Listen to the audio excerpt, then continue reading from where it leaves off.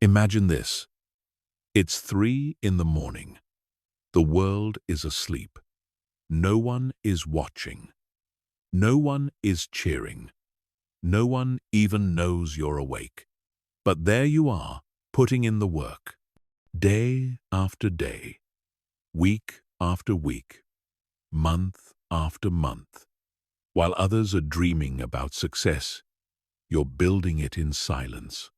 While others are making excuses, you're making progress. While others are waiting for motivation, you've already finished. This is the reality of those who truly succeed. They don't wait for the right moment. They don't depend on feelings. They don't need external validation or perfect conditions. They have discovered something that separates them from the 99% who struggle with consistency.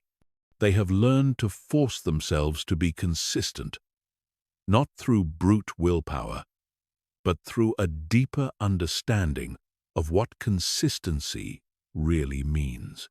Most people think consistency is about discipline. They think it's about grinding through pain and fighting against their nature. But they're wrong. True consistency isn't about forcing yourself against your will.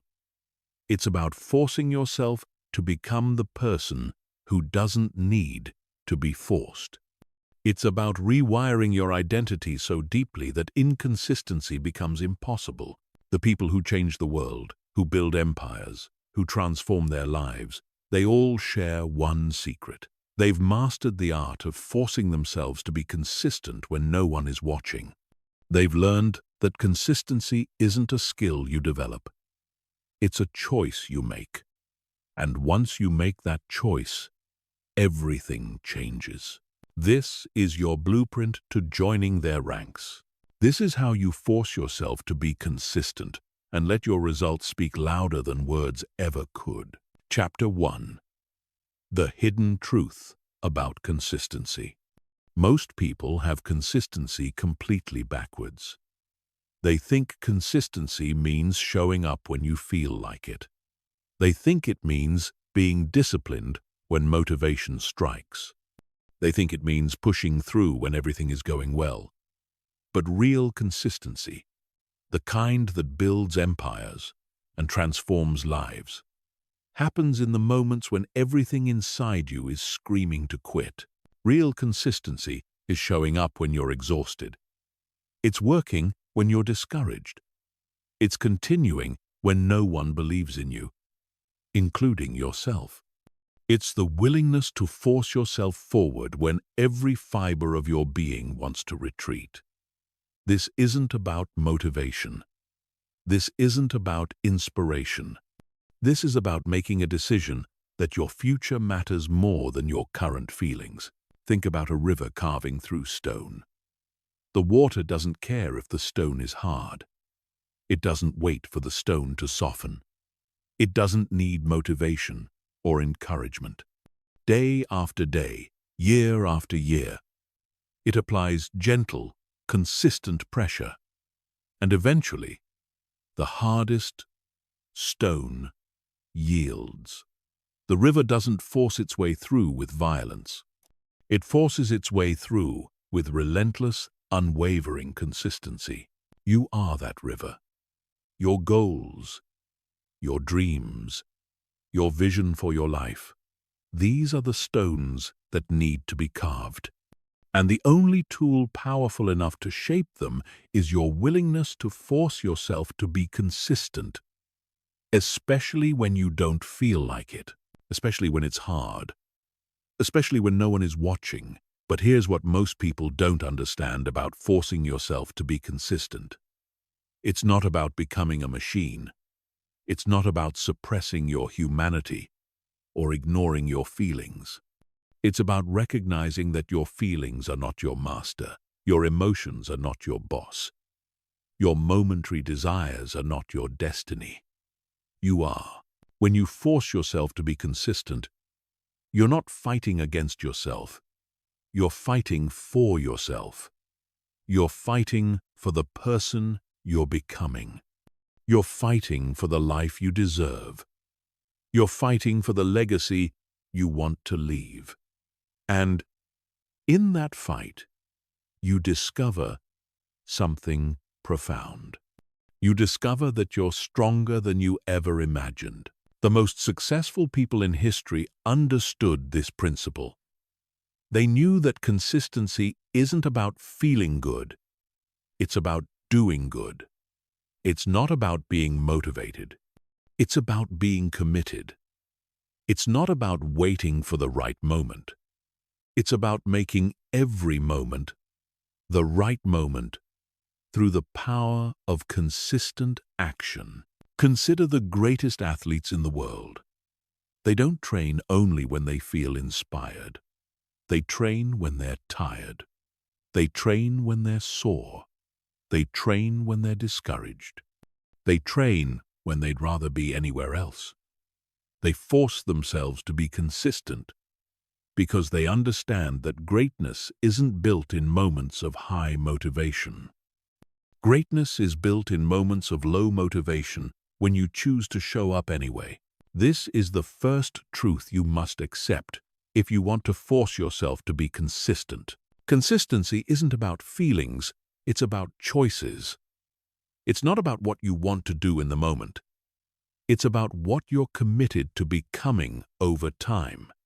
When you shift from being feeling-driven to being commitment-driven, everything changes. The feeling-driven person waits for inspiration. The commitment-driven person creates it. The feeling-driven person makes excuses. The commitment-driven person makes progress. The feeling-driven person hopes for change. The commitment-driven person forces change through unwavering consistency. But forcing yourself to be consistent requires you to confront some uncomfortable truths about yourself. It requires you to admit that your excuses are just that, excuses. It requires you to acknowledge that your lack of progress isn't because of your circumstances, it's because of your choices. It requires you to take full responsibility for where you are and where you're going. This confrontation with truth is painful, but it's also liberating, because once you accept that you have the power to force yourself to be consistent, you realize you have the power to change everything. You're not a victim of your circumstances. You're not a slave to your feelings. You're not dependent on external motivation.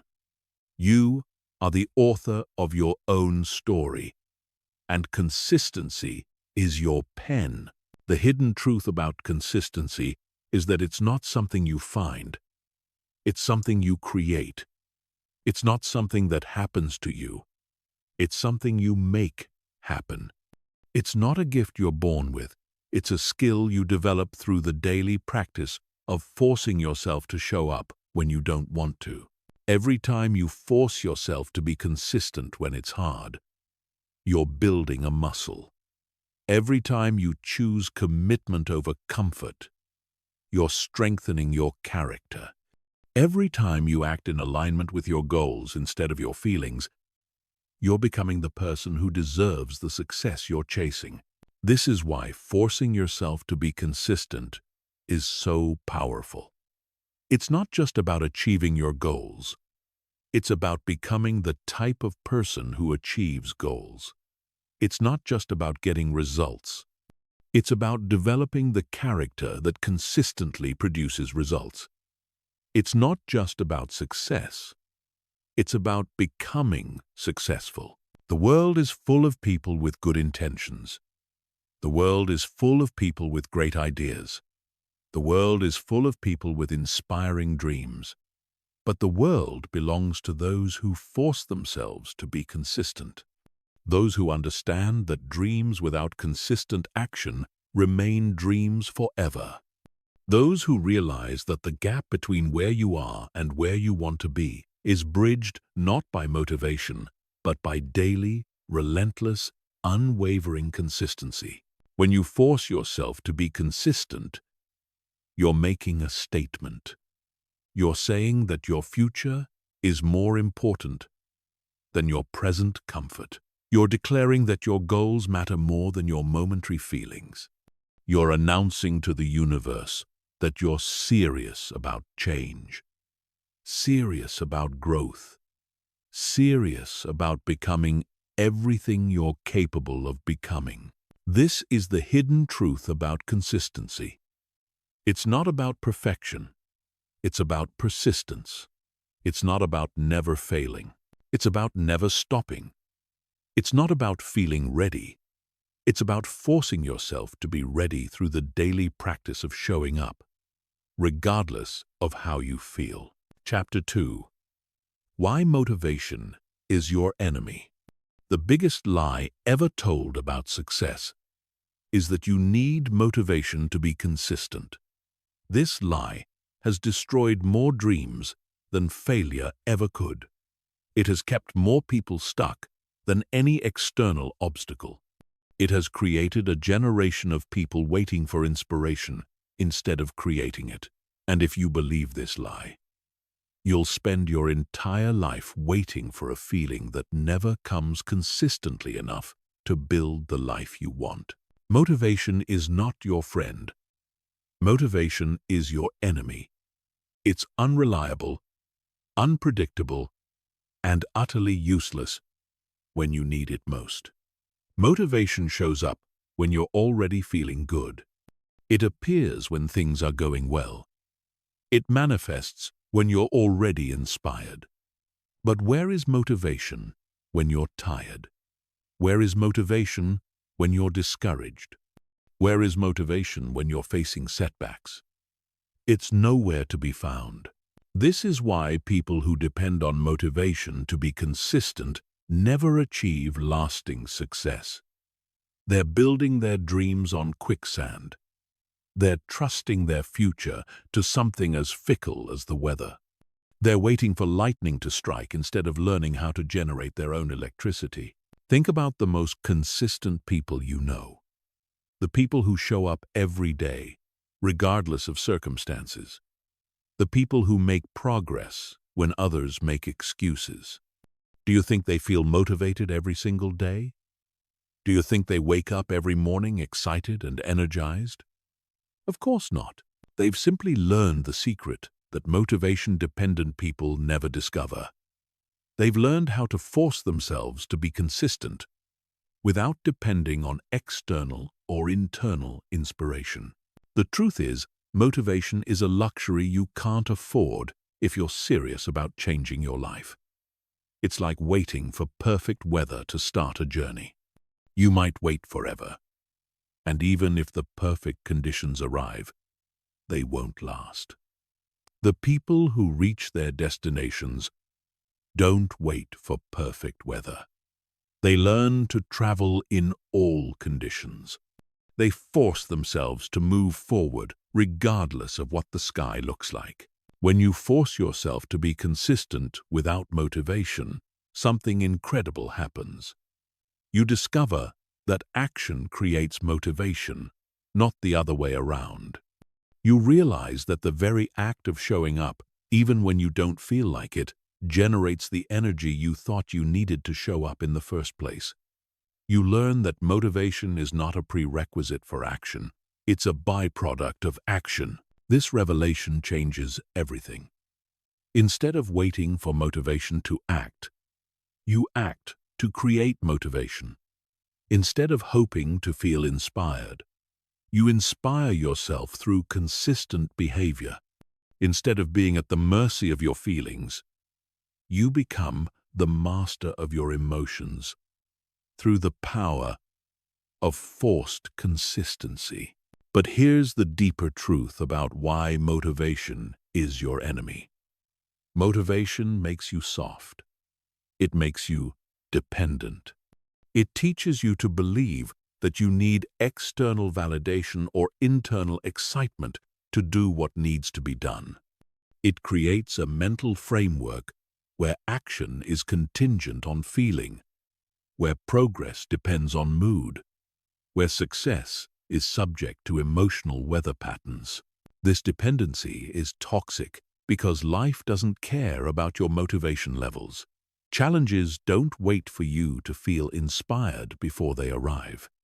Opportunities don't pause until you're emotionally ready. Success doesn't delay itself until you're motivated. Life happens regardless of how you feel about it. And if you're not willing to force yourself to be consistent without motivation, you'll miss most of what life has to offer. The most dangerous aspect of motivation dependency is that it creates a pattern of stop-and-start behavior.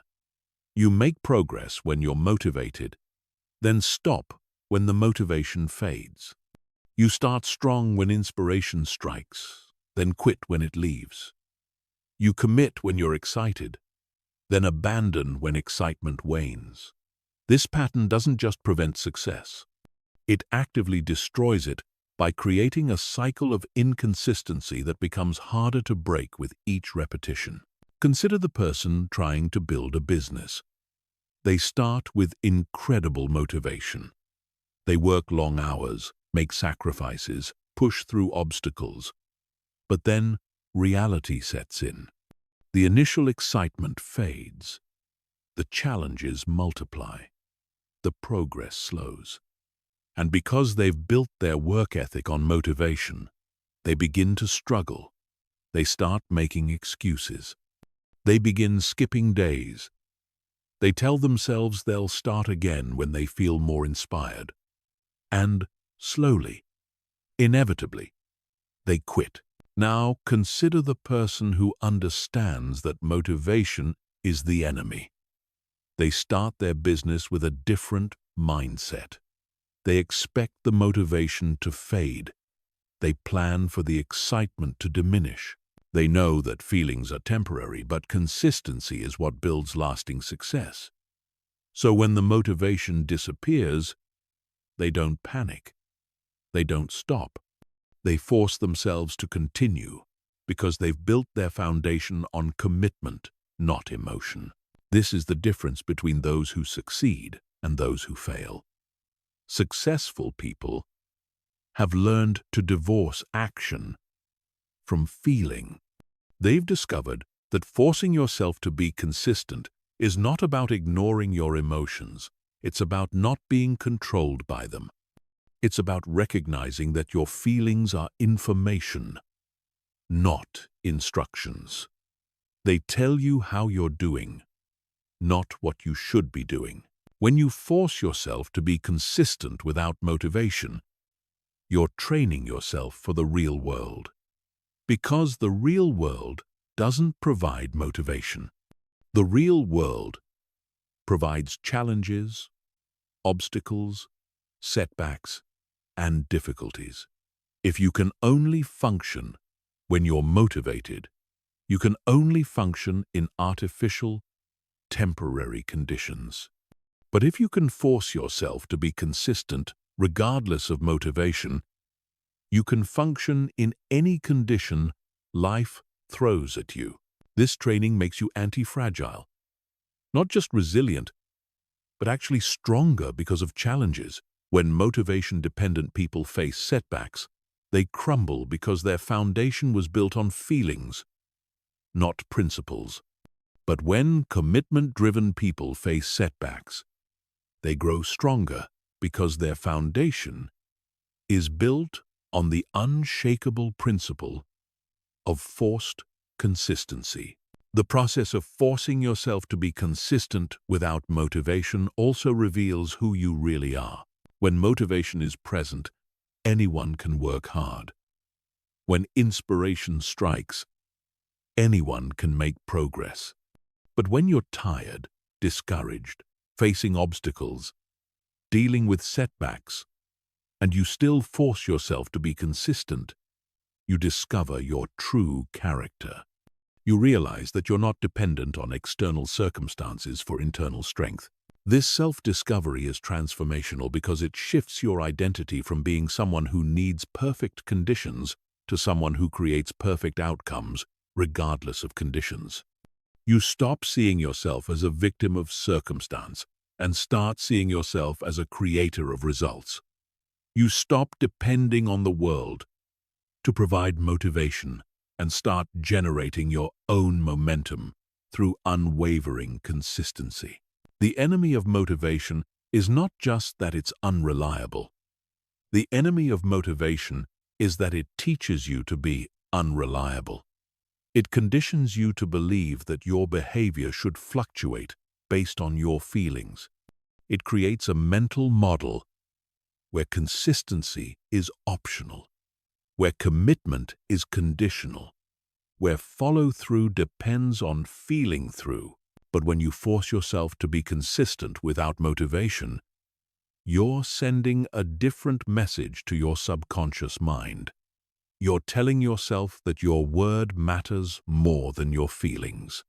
You're declaring that your commitments are non-negotiable. You're programming yourself to be reliable regardless of circumstances. And this programming becomes the foundation for every success you'll ever achieve. This is why forcing yourself to be consistent when motivation is absent is the most important skill you can develop. It's not just about getting things done. It's about becoming the type of person who gets things done. It's not just about achieving specific goals. It's about developing the character that consistently achieves goals. It's not just about success.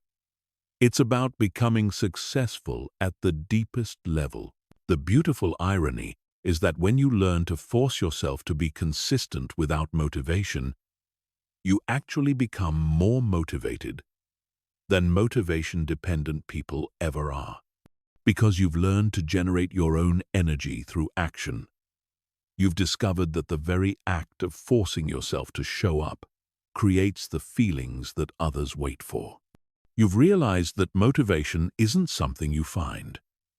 It's something you build through the daily practice of forced consistency. Chapter 3. The Identity Revolution. The most profound shift that happens when you force yourself to be consistent isn't in your results, it's in your identity. Most people try to change their behavior while keeping their identity intact. They want different outcomes while remaining the same person. But this approach is fundamentally flawed because behavior flows from identity, not the other way around. If you want to force yourself to be consistent, you don't just need to change what you do. You need to change who you are. Your identity is the story you tell yourself about who you are. It's the collection of beliefs, habits, and patterns that define your character. And here's the crucial truth most people miss. Your identity is not fixed. It's not permanent. It's not determined by your past or your circumstances. Your identity is something you choose, something you create, something you can revolutionize through the power of forced consistency. Every action you take is a vote for the type of person you believe yourself to be. When you force yourself to be consistent, even when you don't feel like it, you're voting for a new identity. You're telling yourself that you're the type of person who follows through. You're declaring that you're someone who keeps commitments. You're proving that you're reliable, disciplined, and committed to growth. Most people wait for identity change to happen to them. They hope that success will make them feel successful. They believe that achievement will make them achievers. They think that reaching their goals will transform them into goal-oriented people. But this is backwards thinking. Identity change doesn't happen after success. Identity change creates success. When you force yourself to be consistent before you feel like a consistent person, you're engaging in what could be called identity hacking. You're using behavior to rewire your self-concept. You're using actions to reprogram your beliefs about who you are. And this process is incredibly powerful because it creates a positive feedback loop that accelerates your transformation. Think about someone who sees themselves as lazy. Every time they skip a workout, they're reinforcing that identity. Every time they procrastinate, they're strengthening their belief that they're not disciplined. Every time they make excuses, they're voting for the person they don't want to be. Their identity becomes a self-fulfilling prophecy that keeps them stuck in patterns they desperately want to break. But when this same person forces themselves to be consistent, even in small ways, everything begins to change. When they force themselves to work out even when they don't feel like it, they're casting a vote for being disciplined. When they force themselves to complete tasks, even when they want to procrastinate, they're reinforcing an identity of reliability. When they force themselves to show up, even when they want to make excuses, they're becoming the person they want to be. This identity revolution doesn't happen overnight. It happens through the accumulation of small, consistent actions that compound over time. Each time you force yourself to be consistent, you're adding evidence to a new story about who you are. You're building a case for your transformation. You're proving to yourself that you're capable of change, growth, and sustained effort. The most beautiful aspect of this process is that it creates what psychologists call identity momentum. The more you act like the person you want to become, the more you believe you are that person. The more you believe you are that person, the easier it becomes to act like that person. This momentum builds on itself until forcing yourself to be consistent stops feeling like force and starts feeling like nature. But here's what makes this transformation so powerful. When your identity aligns with your actions, consistency becomes effortless. You don't have to force yourself to be consistent when being consistent is simply who you are.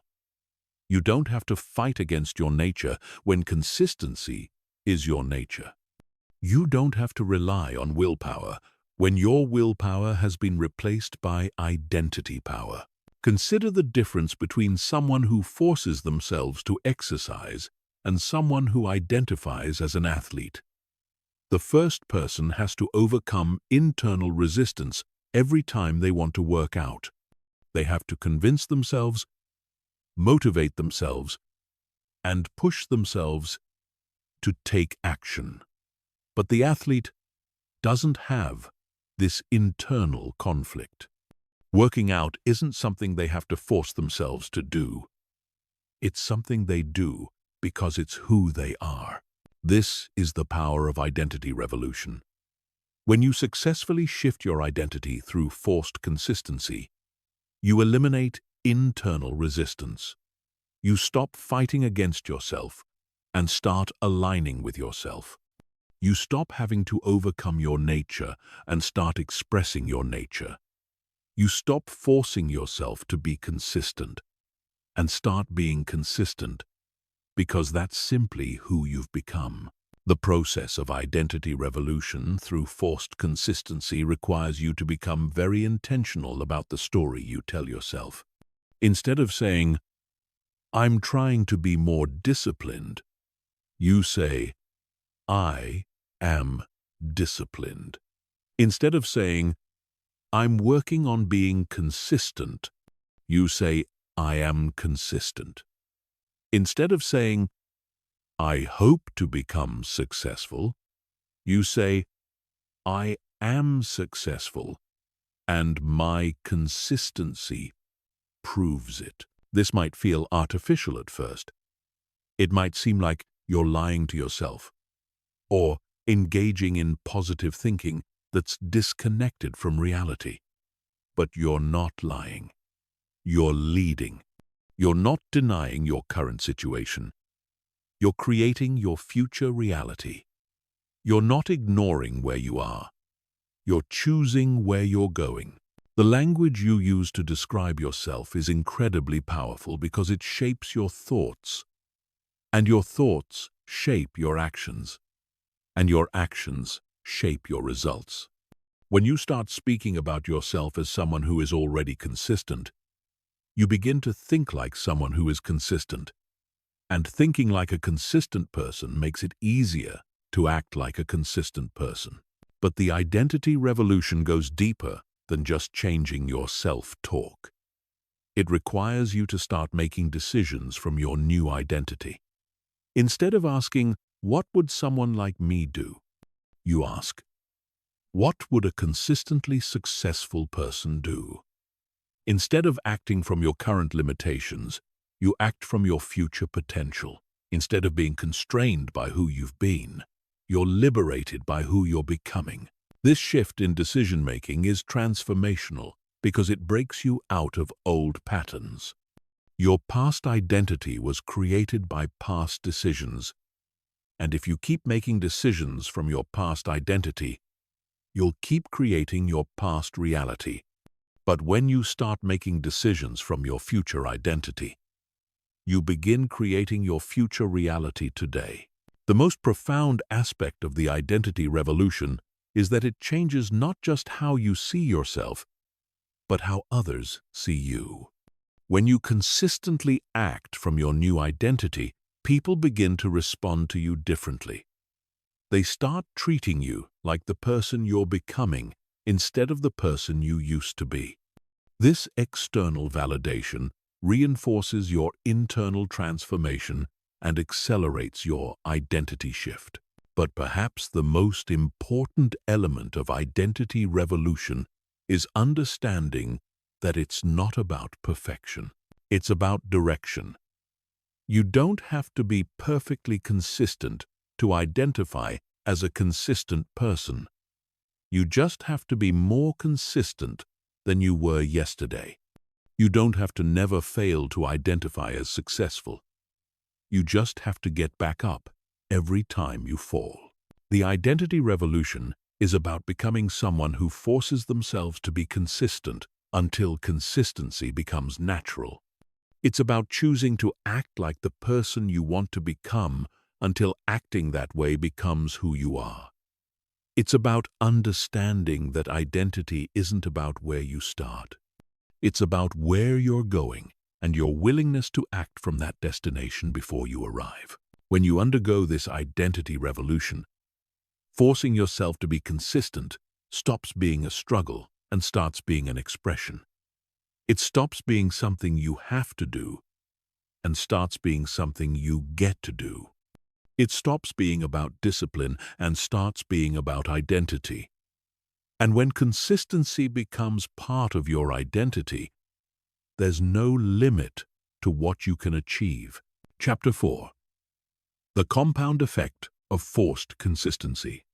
There's a moment in every person's journey when they realize that success isn't about making massive changes overnight. It's about making small, seemingly insignificant choices every single day. It's about understanding that forcing yourself to be consistent in tiny ways creates results that appear magical but are actually mathematical. This is the compound effect of forced consistency, and it's the secret that separates those who achieve extraordinary results from those who struggle with ordinary ones. Most people dramatically underestimate the power of small, consistent actions because they don't see immediate results. They force themselves to be consistent for a few days or weeks, don't see dramatic changes, and conclude that their efforts aren't working. But this is like planting a seed and expecting a tree the next day. The most powerful growth happens beneath the surface, invisible to the casual observer, building momentum that will eventually burst into view. When you force yourself to be consistent, you're not just taking action in the present moment. You're making an investment in compound returns that will pay dividends for years to come. Every small action builds on the previous one. Every consistent choice creates momentum for the next one. Every day you force yourself to show up, you're not just achieving that day's goal. You're building the habit, the identity, and the momentum that will make future consistency easier and more powerful. Think about the person who forces themselves to read just 10 pages every day. It doesn't seem like much. On any individual day, the impact is almost negligible. But over the course of a year, that's over 3,600 pages. That's approximately 12 full-length books. That's a completely transformed knowledge base, expanded vocabulary, improved focus, and enhanced critical thinking skills. All from the simple act of forcing yourself to be consistent with something that takes less than 20 minutes a day. But the compound effect goes far beyond just the accumulation of small actions. When you force yourself to be consistent, you're also compounding your self-confidence. Every time you keep a commitment to yourself, you're proving that you're trustworthy. Every time you follow through when you don't feel like it, you're building evidence that you're reliable. Every time you show up when it's hard, you're reinforcing the belief that you're capable of extraordinary things. This confidence compounds just like interest in a bank account. The more evidence you accumulate that you're someone who forces themselves to be consistent, the stronger your belief becomes in your ability to achieve anything you set your mind to. And this belief becomes a powerful force that makes future consistency easier because you're operating from a place of proven capability rather than hoped-for potential. The compound effect of forced consistency also extends to your reputation. People begin to see you as someone who follows through. They start to view you as reliable, disciplined, and committed. Opportunities begin to flow to you because others know they can count on you. Your network expands because people want to associate with those who demonstrate consistency. Your influence grows because consistency is leadership in action. But perhaps the most powerful aspect of the compound effect is how it transforms your relationship with challenges. When you've been forcing yourself to be consistent for months or years, obstacles stop feeling overwhelming. You've built up a reservoir of evidence that you can handle difficult situations. You've proven to yourself repeatedly that you can push through when things get hard. You've developed what could be called challenge immunity, where difficulties become opportunities to demonstrate your consistency rather than threats to your progress. This transformation in how you perceive challenges is profound because it eliminates one of the biggest barriers to sustained success, the fear of difficulty. Most people avoid consistency because they're afraid of the effort required. They're intimidated by the thought of showing up every day, especially when they don't feel like it. But when you've experienced the compound effect of forced consistency, you realize that the effort becomes easier over time, not harder. The mathematical reality of compound consistency is that small improvements accumulate exponentially, not linearly. If you improve by just 1% every day, you're not just 1% better at the end of the year. You're 37 times better. This is because each day's improvement builds on all the previous day's improvements. The effect compounds on itself, creating results that seem impossible to those who don't understand the power of consistent, forced action. Consider the athlete who forces themselves to practice just 30 minutes every day. Each individual practice session might produce only marginal improvement, but over months and years, those marginal improvements compound into mastery. The consistency creates muscle memory, improved technique, enhanced endurance, and deep expertise. What started as forced practice becomes natural excellence, and what felt like sacrifice becomes the source of extraordinary capability. The compound effect also works on a neurological level. When you force yourself to be consistent, you're literally rewiring your brain. You're strengthening neural pathways associated with discipline, follow-through, and persistence. You're weakening pathways associated with procrastination, excuses, and giving up. Over time, consistency becomes your brain's default setting rather than something you have to consciously choose. This neurological transformation is why forcing yourself to be consistent gets easier over time rather than harder. Your brain adapts to your behavior patterns. What initially requires conscious effort and willpower eventually becomes automatic and effortless. You've programmed yourself to be consistent at the deepest level, and this programming operates even when you're not consciously thinking about it. But the compound effect of forced consistency extends beyond personal benefits. It creates ripple effects that impact everyone around you. Your consistency inspires others to be more consistent. Your discipline encourages others to be more disciplined. Your commitment motivates others to follow through on their own goals. You become a living example of what's possible when someone decides to force themselves to be consistent regardless of how they feel. These ripple effects often create opportunities and connections that wouldn't have existed otherwise. People are drawn to consistency because it's rare. They want to partner with consistent people, invest in consistent people, and learn from consistent people. Your forced consistency becomes a magnet that attracts resources, relationships, and opportunities that accelerate your progress even further. The most beautiful aspect of the compound effect is that it's available to everyone. It doesn't matter where you start. It doesn't matter what your current situation is. It doesn't matter what mistakes you've made in the past.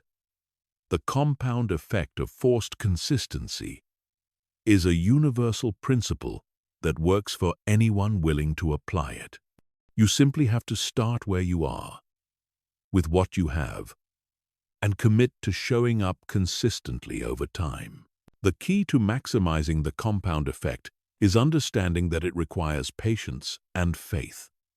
You have to trust the process even when you can't see the results. You have to believe in the mathematics of consistency even when the evidence isn't yet visible. You have to force yourself to continue even when progress seems slow or non-existent. This is where most people fail. They start the process of forced consistency, but quit before the compound effect has time to work its magic. They plant the seed, but dig it up before it has time to grow. They begin building momentum, but stop before reaching the tipping point where consistency becomes effortless and results become exponential.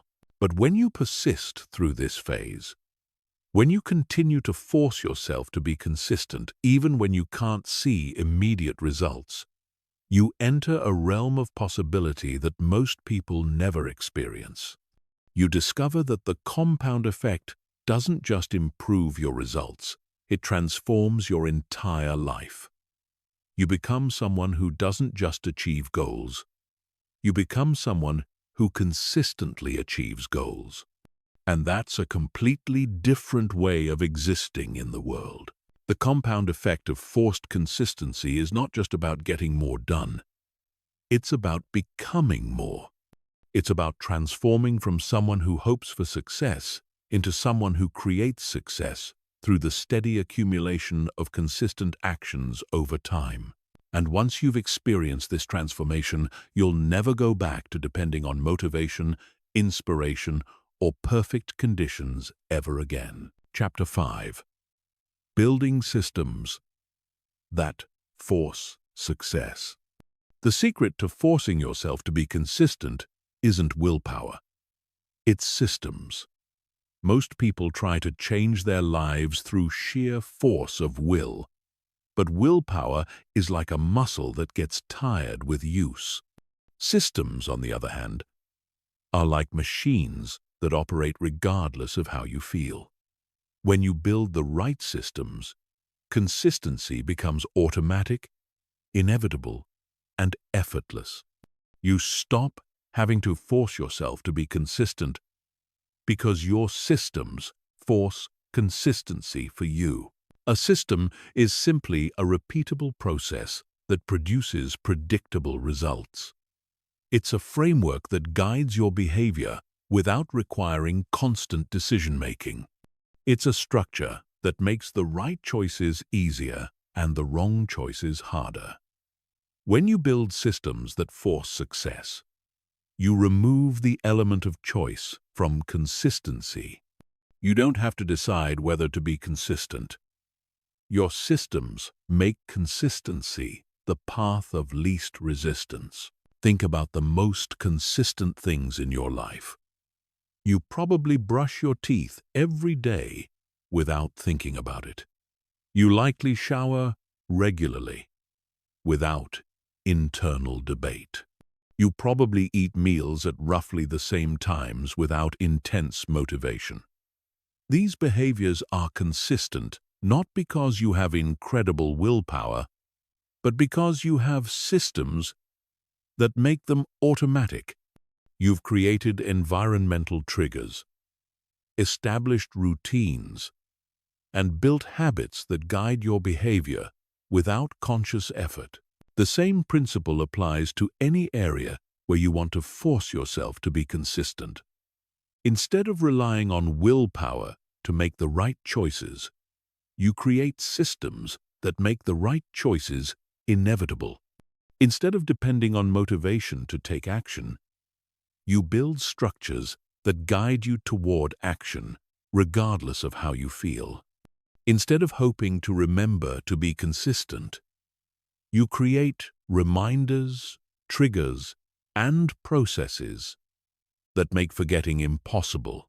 The foundation of any system that forces success is environmental design. Your environment is constantly influencing your behavior, often in ways you don't consciously recognize. When you intentionally design your environment to support consistency, you eliminate the friction that causes most people to quit. You make the behaviors you want easier to perform and the behaviors you want to avoid harder to perform. If you want to force yourself to be consistent with exercise, you don't just rely on willpower to get to the gym. You lay out your workout clothes the night before, so they're the first thing you see in the morning. You pack your gym bag and put it by the door, so you trip over it on your way out. You choose a gym that's on your route to work, so it's convenient rather than an extra stop. You schedule your workouts like appointments, so they become non-negotiable parts of your day. These environmental modifications might seem small, but they're incredibly powerful because they reduce the number of decisions you have to make and the amount of resistance you have to overcome. Every barrier you remove, every trigger you create, every convenience you build into your system makes consistency more likely and inconsistency less likely. The second critical component of systems that force success is routine automation. Routines eliminate decision fatigue by making behavior automatic. When you have an established routine, you don't have to think about what to do next. You don't have to debate whether to take action. You don't have to overcome internal resistance because your routine carries you forward without conscious intervention. The most successful people in the world are often the most routine-oriented people. They wake up at the same time every day.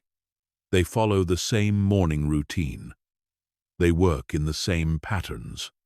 They exercise at the same times. This isn't because they lack creativity or spontaneity. It's because they understand that routines create consistency, and consistency creates extraordinary results. When you build routines that force consistency, you're essentially programming yourself for success. You're creating automated behaviors that align with your goals. You're removing the daily negotiation between what you want to do and what you should do. You're making the path to your goals so well established that following it becomes as natural as breathing. But the most powerful systems that force success include what could be called commitment devices.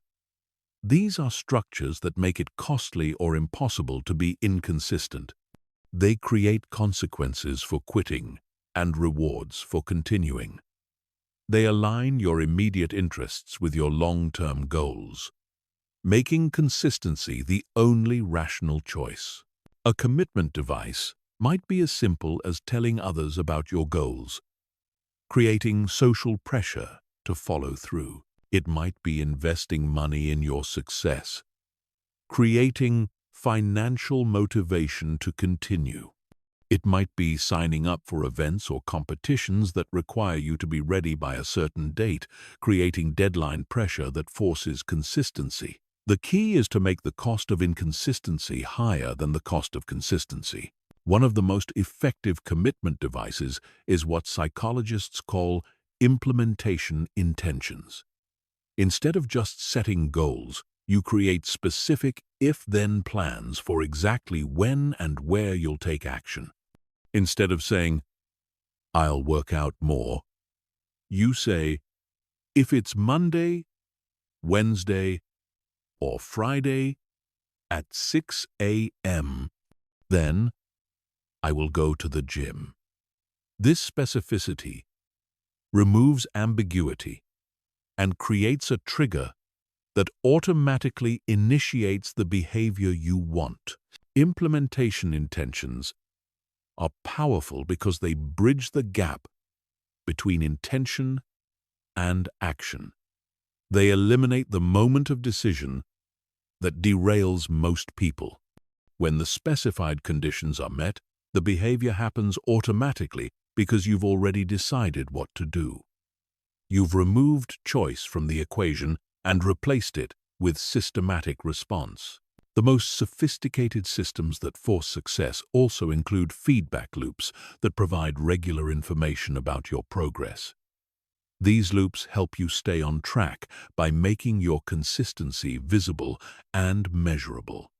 They create awareness of whether your system is working and allow you to make adjustments before small problems become big failures. Feedback loops might include tracking your daily actions on a calendar, measuring key metrics weekly, or reviewing your progress monthly. The specific method matters less than the consistency of measurement. The goal is to create visibility into your behavior so you can see patterns, identify obstacles, and celebrate progress. When you can see your consistency, you're more likely to maintain it. But perhaps the most important element of systems that force success is simplicity. Complex systems fail because they require too much mental energy to maintain. Simple systems succeed because they're easy to follow even when willpower is low, motivation is absent, and circumstances are challenging. The best system is not the most sophisticated one. It's the one you'll actually use consistently over time. This means starting small and building gradually. Instead of trying to create a perfect system immediately, you focus on establishing one simple, consistent behavior. Once that behavior becomes automatic, you add another element. You build your system piece by piece, allowing each component to become habitual before adding complexity. The power of systems that force success is that they work regardless of your personality type, your current situation, or your past failures. They don't require you to become a different person. They just require you to build structures that make your desired behavior easier than your undesired behavior. They transform the challenge of consistency from a matter of willpower into a matter of engineering. When you have systems that force success, consistency stops being a daily struggle and becomes a natural result of your environment, routines, and structures. You don't have to force yourself to be consistent because your systems force consistency for you. You don't have to rely on motivation because your systems operate independently of your feelings. You don't have to depend on willpower because your systems make the right choices automatic. The most beautiful aspect of building systems that force success is that they compound over time. As your systems become more refined and your routines become more automatic, consistency becomes easier and more natural. What started as forced behavior becomes effortless behavior. What began as systematic discipline becomes natural character. What initially required external structure becomes internal strength. This transformation from external systems to internal consistency is the ultimate goal. You build systems that force success until forcing yourself to be consistent becomes unnecessary because consistency has become who you are. The systems don't disappear. They become invisible, operating in the background to support the person you've become through the power of structured, systematic, unavoidable consistency. Chapter 6. The Mental Warfare of Consistency. Every time you force yourself to be consistent, you're engaged in a war. Not a war against external enemies, but a war against the part of your mind that wants to keep you exactly where you are. This part of your mind has a name. It's called resistance. And it's the most sophisticated opponent you'll ever face. It knows your weaknesses, it speaks in your voice, and it has one primary mission: to prevent you from changing. Resistance is not your enemy because it's evil. It's your enemy because it's effective. It has evolved over millions of years to keep you safe, comfortable, and alive. But safety, comfort, and survival are not the same as growth, achievement, and excellence. Resistance doesn't care about your dreams. It cares about keeping you in familiar territory, even if that territory is limiting your potential. When you decide to force yourself to be consistent, resistance immediately activates. It whispers that you can start tomorrow. It reminds you of past failures. It magnifies every obstacle and minimizes every opportunity. It makes the couch more comfortable and the gym more intimidating. It turns simple tasks into mountains and important goals into impossibilities. The mistake most people make is trying to eliminate resistance. They think that successful people don't experience these internal battles. They believe that consistent people have somehow overcome the voice that says quit, rest, delay, avoid. But this is fundamentally wrong. Successful people experience just as much resistance as unsuccessful people. The difference is they've learned to work with resistance instead of being paralyzed by it. Understanding resistance is the first step to defeating it. Resistance is not a character flaw. It's a feature of human psychology. It's not a sign of weakness. It's evidence that you're attempting something meaningful. The stronger the resistance, the more important the thing you're avoiding. Resistance is actually a compass pointing toward what you most need to do. When you force yourself to be consistent despite resistance, you're not just accomplishing tasks. You're training your mind to function under pressure. You're teaching yourself that feelings are not facts and thoughts are not commands. You're developing the mental strength to act in alignment with your goals, regardless of what your internal weather looks like. The most dangerous form of resistance is rationalization. This is when your mind creates seemingly logical reasons to avoid consistency. It tells you that you need to wait for better circumstances. It convinces you that inconsistency is actually strategic.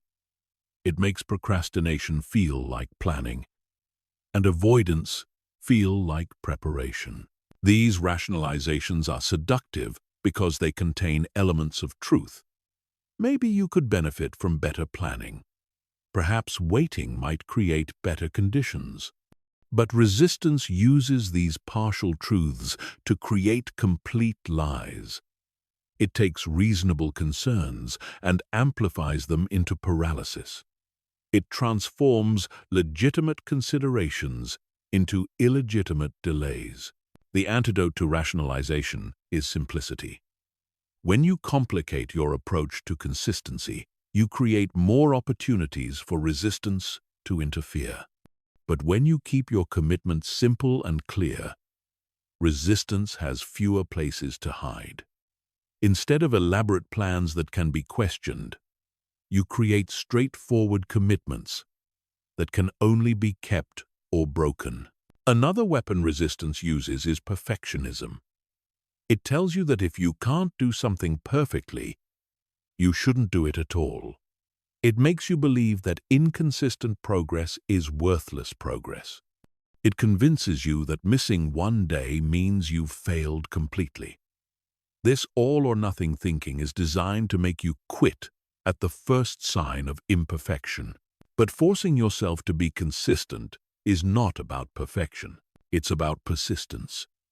It's not about never falling down. It's about always getting back up. When you understand this, perfectionism loses its power to paralyze you.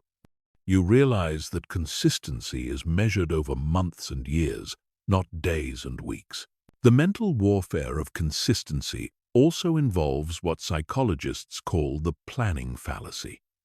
This is the tendency to underestimate the time, effort, and obstacles involved in achieving goals. Resistance exploits this by making you overcommit initially, knowing that when reality hits, you'll become discouraged and quit. The solution is pessimistic planning.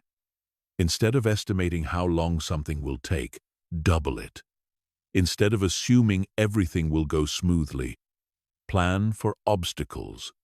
Instead of expecting motivation to carry you through, prepare for the days when motivation is nowhere to be found.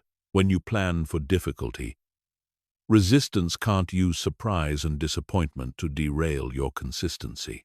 Perhaps the most sophisticated strategy resistance employs is disguising itself as logic. It tells you that consistency is overrated. It points to successful people who seem inconsistent. It argues that flexibility is more important than rigidity. It makes inconsistency sound like wisdom and consistency sound like stubbornness. But this logic is flawed because it confuses tactics with strategy. Successful people might be flexible in their methods, but they're incredibly consistent in their commitment to their goals. They might change how they pursue success, but they never stop pursuing it. Their apparent inconsistency is actually a deeper form of consistency. The key to winning the mental warfare of consistency is recognizing that resistance is not going away. It's not something you overcome once and forget about. It's something you face every single day, and your success depends on your willingness to face it consistently. This isn't discouraging, it's liberating, because once you accept that resistance is permanent, you stop waiting for it to disappear and start developing the skills to work despite it. Every time you force yourself to be consistent in the face of resistance, you're building what could be called resistance tolerance. You're increasing your capacity to function effectively even when your mind is telling you to quit. You're developing immunity to the thoughts and feelings that stop most people from achieving their goals. This tolerance doesn't mean you stop feeling resistance. It means resistance stops controlling you. You feel the pull toward comfort and choose growth anyway. You hear the voice that says quit and keep going anyway. You experience the desire to delay and take action anyway. You become someone who can be relied upon, especially by yourself, regardless of internal weather conditions. Chapter 7. The Power of Micro-Commitments. The biggest mistake people make when trying to force themselves to be consistent is thinking big. They set massive goals, create elaborate plans, and expect themselves to transform overnight. But consistency isn't built through grand gestures. It's built through micro-commitments, so small they seem almost ridiculous to break. A micro-commitment is a promise to yourself that's so tiny, it requires almost no willpower to keep.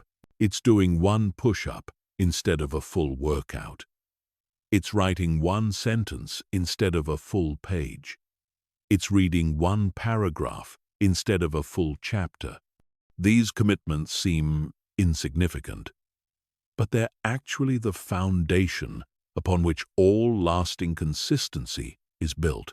The power of micro-commitments lies in their psychological impact. When you keep a promise to yourself, no matter how small, you're building trust with yourself. You're proving that your word matters, that your commitments are non-negotiable, and that you're someone who follows through. This self-trust is the foundation of all future consistency. Most people dramatically underestimate the importance of self-trust. They break small promises to themselves constantly and wonder why they struggle with big commitments. They hit the snooze button and then expect themselves to wake up early for important opportunities. They skip small workouts and then wonder why they can't maintain exercise routines. They postpone minor tasks and then struggle with major projects. But when you start keeping micro-commitments religiously, everything changes. You begin to see yourself as someone who does what they say they'll do. You develop confidence in your ability to follow through. You create a track record of reliability that makes larger commitments feel achievable rather than overwhelming. The beauty of micro-commitments is that they're designed to be kept even on your worst days. When you're sick, stressed, tired, or overwhelmed, you can still do one push-up. You can still write one sentence. You can still read one paragraph. These tiny actions maintain your consistency streak and preserve the identity you're building as someone who forces themselves to be consistent. This is crucial because consistency is about momentum, and momentum is fragile. When you break a consistency streak, you don't just lose progress. You lose the psychological momentum that makes future consistency easier. But when you maintain micro-commitments, you preserve this momentum even when circumstances prevent you from doing more. Micro-commitments also work because they eliminate the activation energy problem. The hardest part of most tasks isn't completing them, it's starting them. But when your commitment is to do something tiny, starting becomes almost effortless.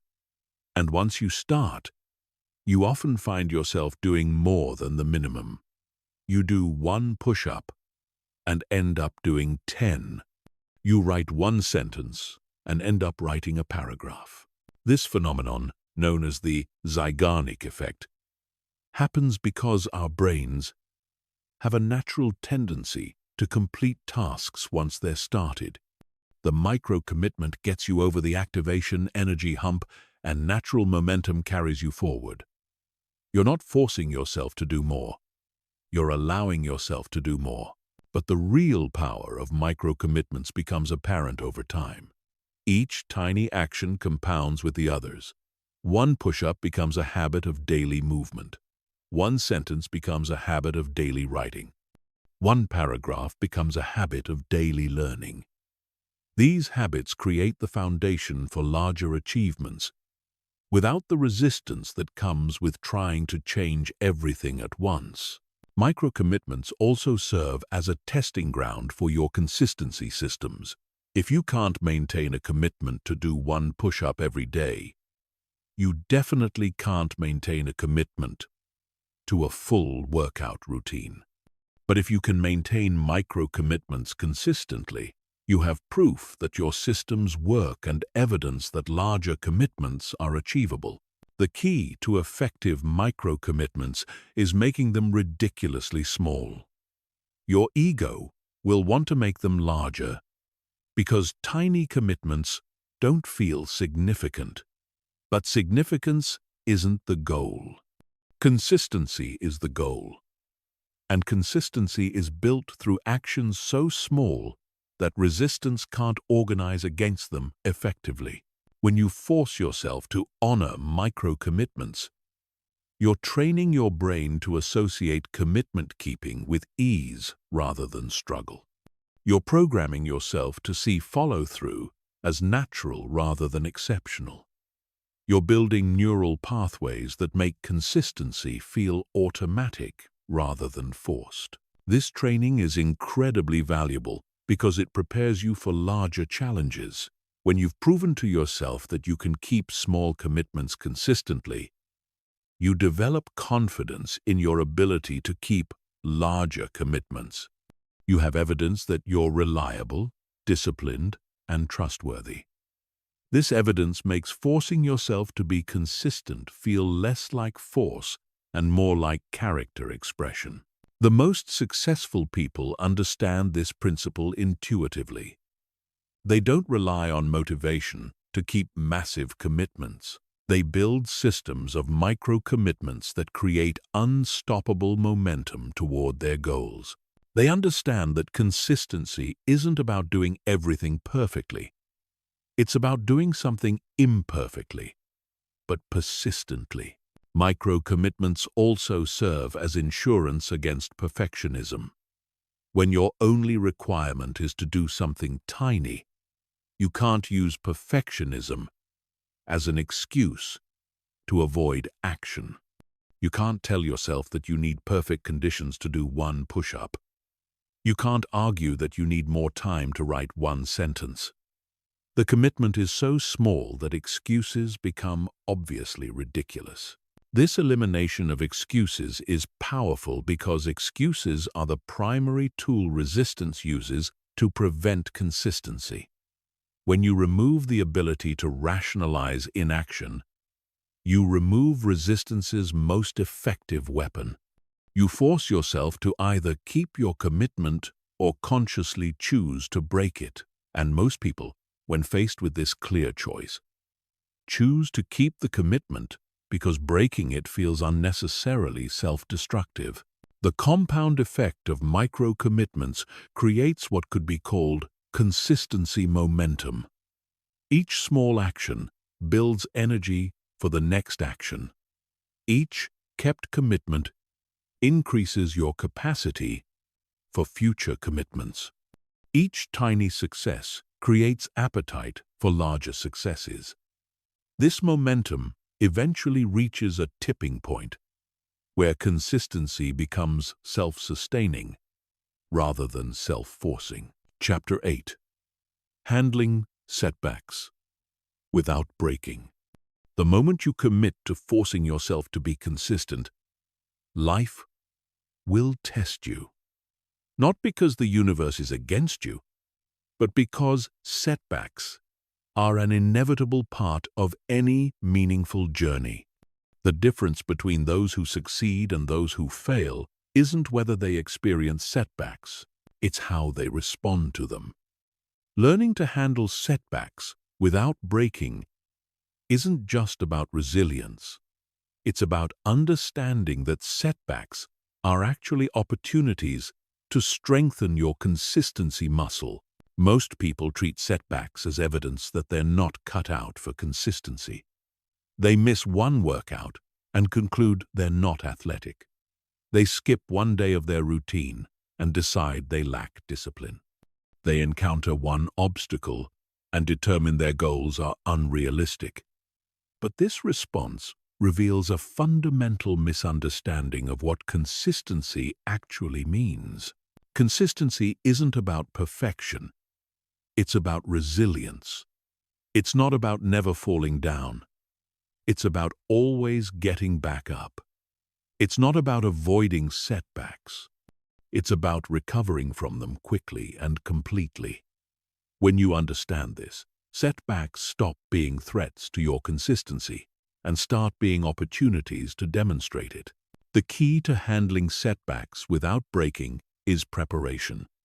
You have to expect them before they happen. You have to plan for them before they arrive. You have to build recovery strategies before you need them. This isn't pessimism. It's realism. And this realism makes you anti-fragile rather than just resilient. When setbacks surprise you, they can derail your consistency for weeks or months. But when you expect them, they become just another part of the process. You're not shocked by their arrival. You're not discouraged by their presence.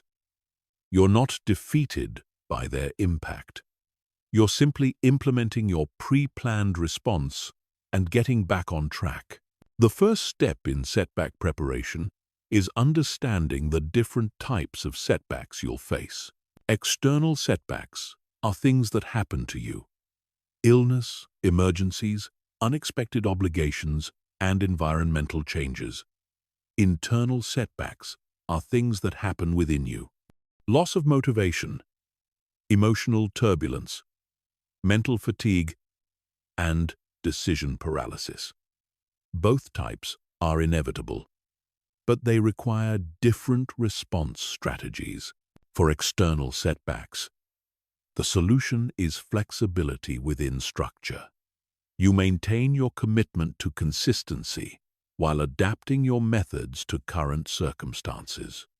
If you can't go to the gym because it's closed, you work out at home. If you can't write your usual amount because of interruptions, you write less, but you still write. The method changes, but the commitment remains. For internal setbacks, the solution is action despite feeling. You don't wait for motivation to return. You don't postpone action until you feel better. You force yourself to take small actions that rebuild momentum. You might not feel like doing a full workout, but you do something. You might not feel like writing, but you write one sentence. Action creates the very feelings you think you need to have before taking action. The most dangerous response to setbacks is what psychologists call the "what the hell" effect. This happens when people use one failure as justification for complete abandonment. They miss one workout and stop exercising entirely. They break their diet once and eat poorly for weeks. They miss one day of their routine and abandon the routine completely. This response is dangerous because it treats consistency as binary rather than cumulative. It assumes that one mistake erases all previous progress. But consistency isn't about maintaining a perfect streak. It's about maintaining a strong average. Missing one day out of 30 is still 97% consistency. Missing 2 days out of 30 is still 93% consistency.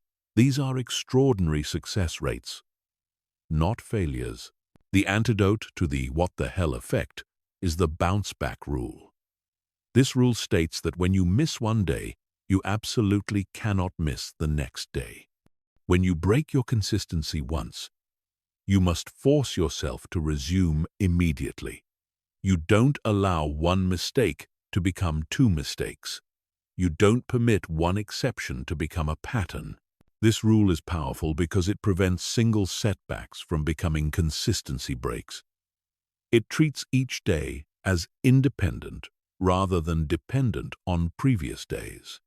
It allows you to maintain high consistency rates even when perfect consistency is impossible. Most importantly, it preserves the identity and momentum that make future consistency easier. Another crucial element of handling setbacks is what could be called emotional regulation. Setbacks often trigger negative emotions like guilt, shame, frustration, and disappointment. These emotions are natural, but they're also dangerous because they can create downward spirals that destroy consistency entirely. The key is to feel these emotions without being controlled by them. You acknowledge the disappointment without letting it dictate your actions. You experience the frustration without using it as an excuse to quit. You feel the guilt without allowing it to prevent future action. Emotions are information, not instructions. Perhaps the most important skill for handling setbacks is reframing. Instead of seeing setbacks as evidence of failure, you see them as opportunities for growth. Instead of viewing obstacles as problems, you see them as challenges to overcome. Instead of treating mistakes as character flaws, you see them as learning experiences. This reframing isn't about positive thinking or denial. It's about choosing interpretations that serve your long-term success rather than your short-term comfort. Setbacks are going to happen regardless of how you interpret them. But your interpretation will determine whether they strengthen your consistency or destroy it. The most powerful reframe is to see setbacks as consistency training. Every time you handle a setback well, you're building your capacity to handle future setbacks. Every time you recover quickly from a mistake, you're proving to yourself that mistakes aren't fatal. Every time you get back on track after getting derailed, you're reinforcing the identity of someone who forces themselves to be consistent, regardless of circumstances. This training effect compounds over time. The more setbacks you handle successfully, the more confidence you develop in your ability to handle future setbacks. You stop fearing obstacles because you have evidence that you can overcome them. You stop dreading challenges because you have proof that challenges make you stronger. Advanced practitioners of consistency develop what could be called setback immunity. They've handled so many obstacles successfully that new obstacles feel routine rather than threatening. They've bounced back from so many failures that failure feels temporary rather than permanent. They've recovered from so many mistakes that mistakes feel educational rather than destructive. This immunity doesn't mean they stop experiencing setbacks. It means setbacks stop defining their experience. They become background noise rather than foreground drama. They're acknowledged, addressed, and overcome without derailing the larger consistency project. The ultimate goal is to reach a point where your consistency is stronger than any setback you might face, where your commitment is deeper than any obstacle you might encounter, where your identity as someone who forces themselves to be consistent is so strong that temporary failures can't shake it permanently.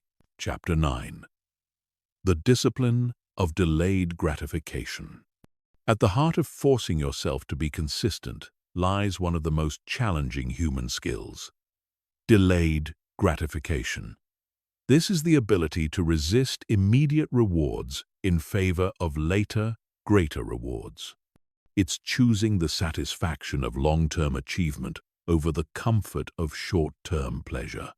Every time you force yourself to be consistent, you're practicing this discipline. And every time you practice this discipline, you're building the foundation for extraordinary success.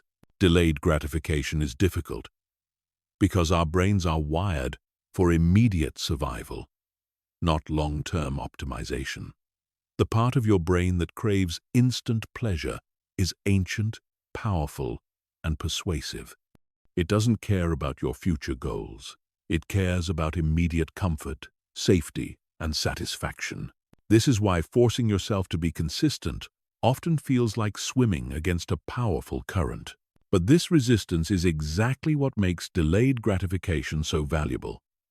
It's a skill that separates the successful from the unsuccessful, the achievers from the dreamers, The consistent from the sporadic. When you develop the ability to consistently choose long-term benefits over short-term pleasures, you gain access to opportunities and outcomes that are invisible to those who can't delay gratification.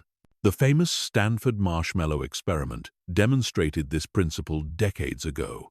Children who could resist eating one marshmallow to receive 2 marshmallows later showed significantly better life outcomes years down the road.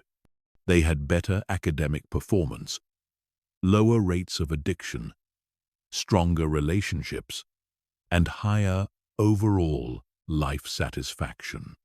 The ability to delay gratification predicted success better than intelligence, talent, or background. But delayed gratification isn't just about resisting temptation.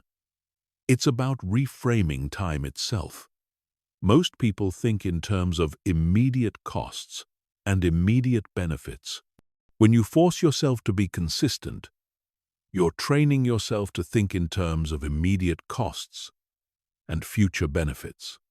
You're learning to value outcomes that exist only in potential rather than reality.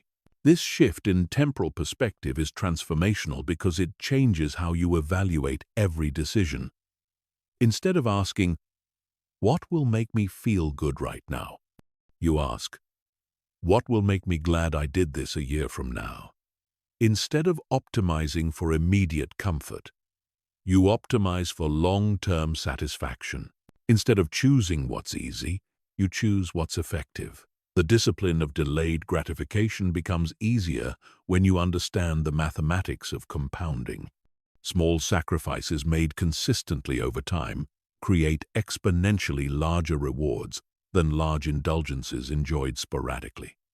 The daily choice to work instead of rest compounds into expertise. The daily choice to save instead of spend compounds into wealth. The daily choice to grow instead of comfort compounds into transformation. But perhaps the most important aspect of delayed gratification is its impact on identity. When you consistently choose long-term benefits over short-term pleasures, you're not just changing your outcomes, you're changing who you are. You become someone who values substance over satisfaction, growth over comfort, achievement over entertainment. This identity shift makes future delayed gratification easier because it aligns with who you've become. The challenge is that delayed gratification requires you to believe in rewards you can't yet see. You have to have faith that your consistent efforts will eventually pay off. You have to trust that your sacrifices are investments rather than losses. You have to maintain conviction in outcomes that exist only in your imagination and your planning. This faith is easier to maintain when you understand the difference between sacrifice and investment. Sacrifice implies loss, something given up never to be recovered. Investment implies exchange, something given up to receive something better later. When you force yourself to be consistent, you're not sacrificing immediate pleasure. You're investing it in future satisfaction. The most effective way to strengthen your delayed gratification muscle is through progressive training. You start with small delays and gradually increase them. You postpone small pleasures to build your tolerance for postponing larger ones. You practice saying no to immediate rewards so you can say yes to ultimate rewards. This training might involve simple exercises like waiting 5 minutes before checking your phone, finishing one task before starting another, or saving money for 1 month before making a purchase.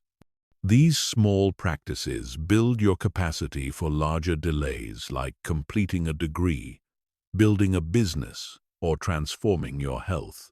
The key insight about delayed gratification is that it becomes easier with practice, not harder. Most people think that resisting temptation depletes willpower. making future resistance more difficult. But research shows that people who regularly practice delayed gratification actually become better at it over time. Their capacity increases rather than decreases. This happens because delayed gratification is a skill, not a finite resource. Like physical strength, it grows with exercise. Every time you choose long-term benefits over short-term pleasures, you're building your delayed gratification muscle. Every time you force yourself to be consistent despite immediate discomfort, you're increasing your capacity for future consistency. Advanced practitioners of delayed gratification develop what could be called temporal intelligence. They become expert at evaluating the long-term consequences of short-term decisions. They can accurately predict how current choices will impact future outcomes. They understand the compound effects of both positive and negative behaviors. This temporal intelligence allows them to make decisions that seem illogical to short-term thinkers, but are obviously correct to long-term thinkers. They work when others rest, because they understand that work compounds into expertise. They save when others spend, because they understand that savings compound into wealth. They grow when others comfort, because they understand that growth compounds into transformation. The ultimate expression of delayed gratification mastery is reaching a point where long-term thinking becomes automatic. You don't have to force yourself to think about future consequences. You naturally evaluate decisions through the lens of long-term impact. You intuitively choose options that serve your future self rather than your current self. When this happens, forcing yourself to be consistent stops feeling like force. It starts feeling like wisdom. You're not fighting against your nature. You're expressing your nature as someone who understands that the best things in life come to those who are willing to wait, work, and remain consistent over time. Chapter 10. The Silent Power of Unnoticed Progress. The most profound transformations happen in silence. They occur in moments when no one is watching, during periods when progress feels invisible, through actions that seem insignificant to outside observers. When you force yourself to be consistent, you're entering a realm where the most powerful changes happen below the surface, accumulating momentum that will eventually burst into undeniable results. This invisible progress is where most people lose faith. They force themselves to be consistent for days, weeks, or even months without seeing dramatic external changes. They expect their efforts to be immediately visible, their progress to be constantly obvious, their growth to be continuously apparent. When this doesn't happen, they conclude that their consistency isn't working and abandon their efforts just before the breakthrough. But the greatest achievements in human history were built during these periods of invisible progress. The scientist works for years before making the discovery that changes everything. The artist practices for decades before creating the masterpiece that defines their legacy. The entrepreneur builds for months before reaching the tipping point that creates exponential growth. The most important work happens when no one else can see it. Understanding this principle changes everything about how you approach consistency. You stop measuring your success by immediate results and start measuring it by process integrity. You stop looking for external validation and start trusting internal commitment. You stop needing visible progress and start having faith in invisible momentum. This shift is liberating because it removes the pressure to produce immediate results.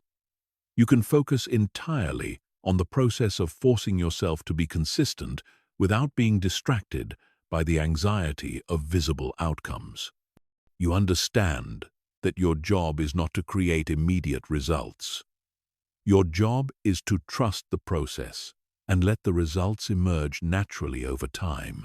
The power of unnoticed progress lies in its compound nature. Each day of consistency might seem insignificant in isolation, but these days accumulate into weeks, months, and years of sustained effort. Like water slowly carving through stone, your daily actions are creating changes that are invisible until they become undeniable. Consider the person learning a new skill. For the first weeks or months, their progress feels frustratingly slow. They force themselves to practice consistently, but don't see dramatic improvement. They might even feel like they're getting worse as they become more aware of their limitations. But beneath the surface, neural pathways are forming, muscle memory is developing, and expertise is accumulating. Then suddenly, seemingly overnight, everything clicks. The skill that felt impossible becomes natural. The practice that felt forced becomes effortless. The progress that felt absent becomes obvious. This breakthrough didn't happen suddenly. It was the culmination of all those invisible days of consistent effort finally reaching critical mass. This pattern repeats in every area of life where consistency matters. Physical fitness builds slowly and invisibly until suddenly you notice strength, endurance, or flexibility that wasn't there before. Knowledge accumulates gradually and imperceptibly until suddenly you realize you've become expert in your field. Relationships deepen slowly and quietly until suddenly you have bonds that feel unbreakable. The challenge is maintaining faith during the invisible period. This requires a different kind of measuring system than most people use. Instead of measuring results, you measure effort. Instead of tracking outcomes, you track consistency. Instead of evaluating success by external metrics, you evaluate it by internal integrity. This internal measurement system is crucial because it's the only measurement system you completely control. You can't control when results will appear, but you can control whether you show up. You can't determine when breakthroughs will happen, but you can determine whether you maintain consistency. You can't guarantee external outcomes, but you can guarantee internal commitment. When you base your self-worth and progress assessment on factors you control rather than factors you don't control, you become unshakable. External circumstances can't derail your confidence because your confidence is based on your behavior, not your results. Setbacks can't destroy your momentum because your momentum is based on your consistency, not your success rate. The silent power of unnoticed progress also protects you from the dangers of early success. When progress is visible and dramatic, it's easy to become overconfident and reduce effort.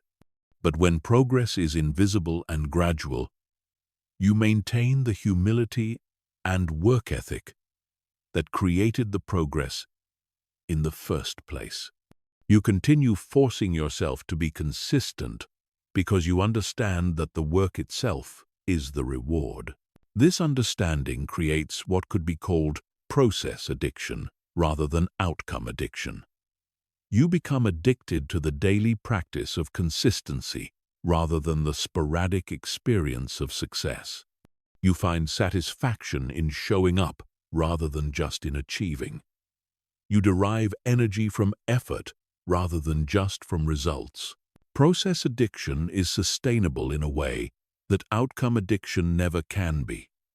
Outcomes are intermittent and unpredictable, but process is daily and dependable. When you're addicted to the process of forcing yourself to be consistent, you never run out of opportunities for satisfaction. Every day provides another chance to experience the deep fulfillment that comes from honoring your commitments, regardless of external feedback.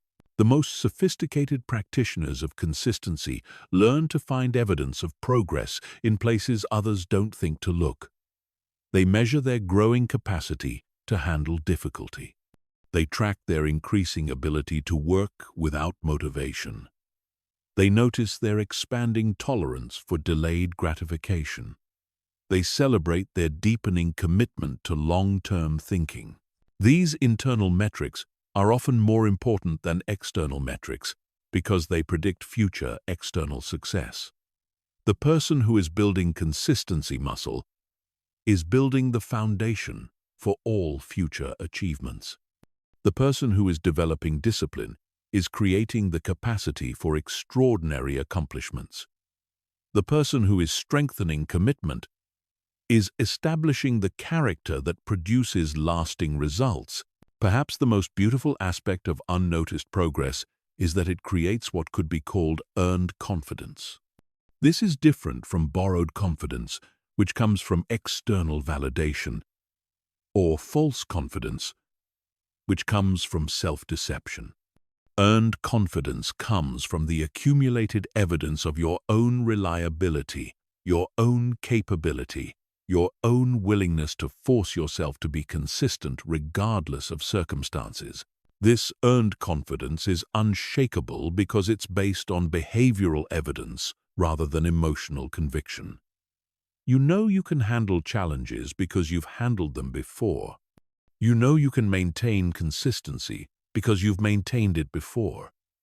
You know you can achieve your goals because you've proven your willingness to do what achievement requires. When you understand the silent power of unnoticed progress, you stop needing external recognition for your efforts. You stop requiring immediate feedback for your actions. You stop demanding visible results for your consistency. You find deep satisfaction in the knowledge that you're building something significant, even if no one else can see it yet. This inner satisfaction sustains you through the inevitable periods when motivation is low, when obstacles are high, and when progress feels non-existent. You continue forcing yourself to be consistent, not because you see dramatic results, but because you understand that the most powerful results are being created in the silence, in the darkness, in the spaces between effort and achievement where real transformation occurs. Chapter 11. The Transformation Point. There comes a moment in every consistency journey when forcing yourself stops feeling like force. When showing up stops requiring willpower. When consistency stops being something you do and starts being something you are. This is the transformation point. And reaching it is the ultimate goal of anyone who commits to forcing themselves to be consistent over time. The transformation point doesn't announce itself with fanfare. It arrives quietly, almost imperceptibly. One day you realize that you're no longer fighting against yourself to maintain your commitments. You're not wrestling with resistance every morning. You're not negotiating with yourself about whether to show up. You simply show up because that's who you've become. This transformation is profound because it represents a fundamental shift in your relationship with consistency. In the beginning, consistency feels external, something imposed upon your natural inclinations. But after crossing the transformation point, consistency feels internal, something that flows from your deepest identity. You don't force yourself to be consistent because you don't need to force yourself anymore. Most people never reach this point because they quit during what could be called the grinding phase. This is the period between starting your consistency journey and reaching the transformation point. During this phase, every day requires conscious effort. Every action demands willpower. Every commitment feels like a battle between your current self and your future self. The grinding phase is where discipline is built, where character is forged, where the foundation for transformation is laid. But it's also where most people lose faith because the effort feels disproportionate to the visible results. They're putting in maximum effort for minimum obvious return, not understanding that they're actually building the momentum that will eventually make effort feel effortless. The length of the grinding phase varies by person and by goal, but it typically lasts much longer than people expect. Research suggests that habit formation takes anywhere from 18 days to 254 days, with an average of 66 days. But true transformation, the kind that makes forcing yourself unnecessary, often takes much longer because it involves deeper changes than just behavioral habit formation. During the grinding phase, you're not just building habits, you're rewiring neural pathways, reshaping identity, accumulating momentum, developing systems, and strengthening the psychological muscles that make consistency sustainable. These changes happen slowly and often invisibly, which is why the grinding phase tests your faith more than your ability. The key to surviving the grinding phase is understanding that it's temporary. The effort you're putting in now is an investment in a future where that same effort won't be required. You're working hard now, so you won't have to work as hard later. You're forcing yourself to be consistent now, so that consistency becomes natural later. Signs that you're approaching the transformation point include noticing that consistency requires less conscious effort, feeling uncomfortable when you miss your commitments, finding that your routines feel natural rather than forced, and experiencing genuine satisfaction from the process rather than just the results. These indicators suggest that the internal changes are reaching critical mass. The transformation point represents the moment when your new identity fully integrates. The person who forces themselves to be consistent becomes the person who is naturally consistent. The external discipline becomes internal character. The imposed structure becomes genuine preference. You've literally become a different person through the power of sustained, forced consistency. But crossing the transformation point doesn't mean your consistency journey is over. It means you've graduated from forcing consistency to maintaining consistency. The daily effort continues, but it feels different because it's no longer forced. It's chosen, embraced, and celebrated as an expression of who you've become, rather than a requirement for who you want to become. Understanding the transformation point changes how you approach the grinding phase. Instead of expecting immediate ease, you prepare for temporary difficulty. Instead of being discouraged by the effort required, you're encouraged by the transformation it's creating. Instead of questioning whether the struggle is worth it, you trust that the struggle is building something extraordinary. The transformation point also explains why some people can maintain consistency that seems impossible to others. They're not superhuman. They're not more disciplined. They're not more motivated. They've simply crossed the transformation point where consistency feels natural rather than forced. What looks like extraordinary discipline to outside observers feels like ordinary behavior to them. This is why the most consistent people often don't think of themselves as disciplined. They're just being themselves. They're expressing their identity rather than overcoming their nature. They've reached the point where forcing themselves to be consistent has transformed them into people who don't need to be forced. Chapter 12. Beyond individual success. When you master the art of forcing yourself to be consistent, something unexpected happens. Your transformation extends beyond personal achievement into something larger and more meaningful. You become a force for positive change in the lives of others. not through preaching or teaching, but through the simple power of example. Your consistency becomes a beacon that guides others toward their own transformation. This ripple effect happens naturally because consistency is rare and magnetic. In a world where most people struggle with follow-through, someone who consistently does what they say they'll do stands out dramatically. People notice. They're inspired. They start to believe that maybe they too can force themselves to be consistent and create meaningful change in their lives. Your influence begins in your immediate circle. Family members see your commitment and start questioning their own excuses.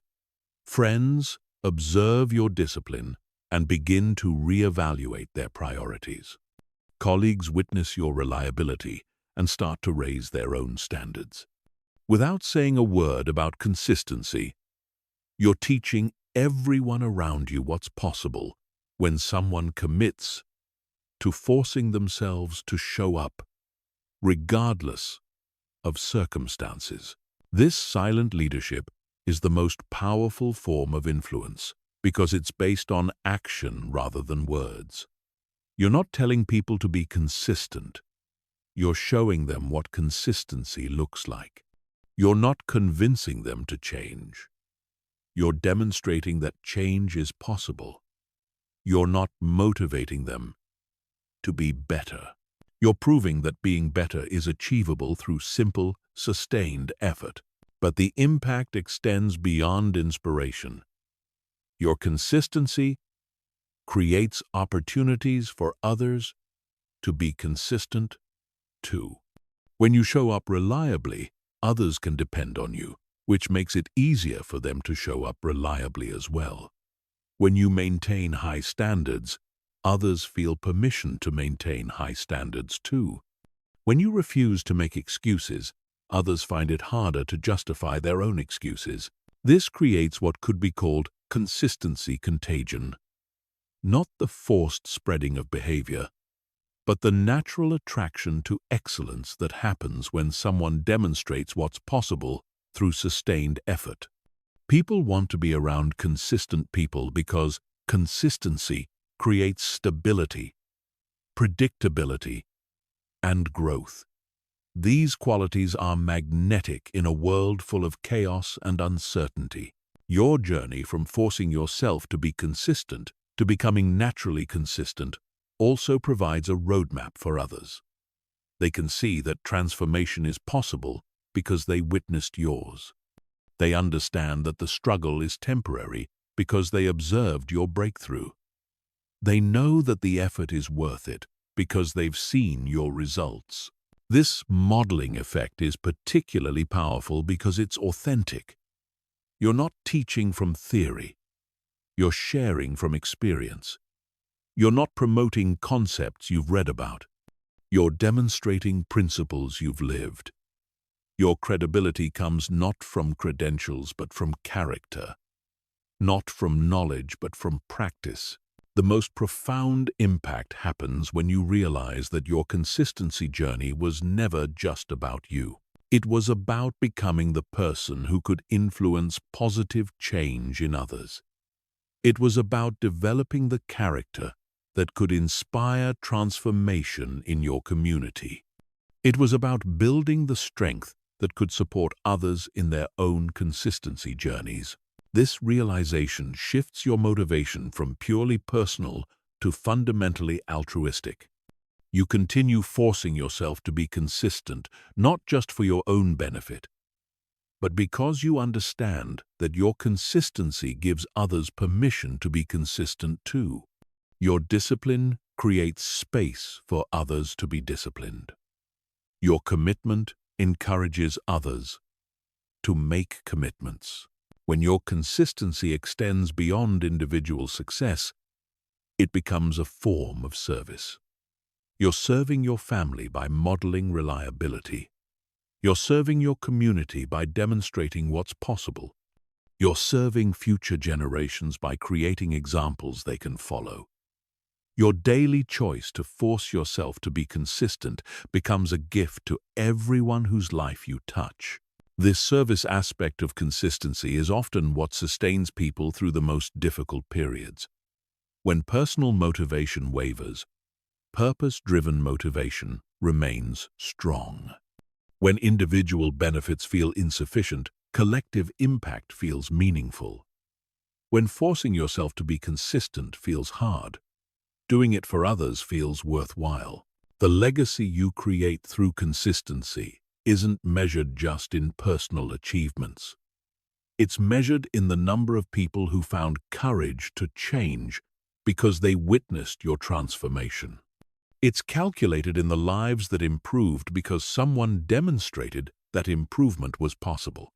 It's valued in the potential that was unleashed because you showed others what sustained effort could accomplish. This understanding transforms the grinding phase from a period of self-focused struggle into a period of character development that will serve others. Every day you force yourself to be consistent. You're not just building your own future. You're creating a foundation for influencing positive change in the lives of everyone you encounter.